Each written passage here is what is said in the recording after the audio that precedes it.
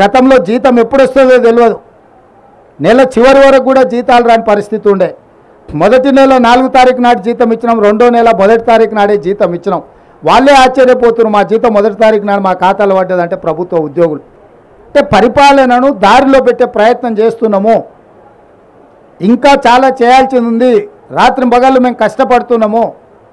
మీరు చూడండి, ఇన్ని రోజుల్లో ఏ ఒక్క రోజైనా ఒక గంట అయినా నేను కానీ మా మంత్రులు కానీ ఎక్కడైనా సెలవు తీసుకున్నామా?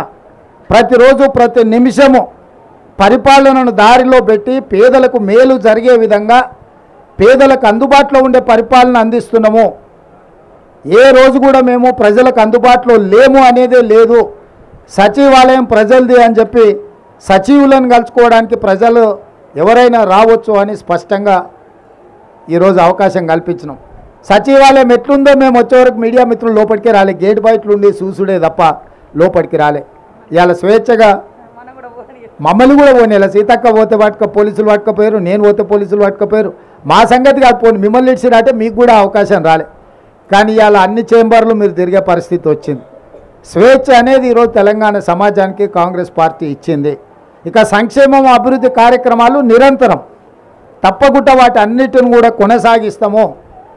ఏ సమ్మక్క సారలమ్మ ఆశీర్వాదంతో ఈరోజు పేదల ప్రభుత్వం ప్రజాప్రభుత్వం వచ్చిందో తప్పకుండా పేదల ఆకాంక్షలను నెరవేర్చడానికి రాష్ట్రంలో మేము మాట ఇచ్చిన 6 గ్యారెంటీలను అదేవిధంగా మేము చేస్తామన్న అభివృద్ధి కార్యక్రమాలను ముందుకు తీసుకెళ్తాము.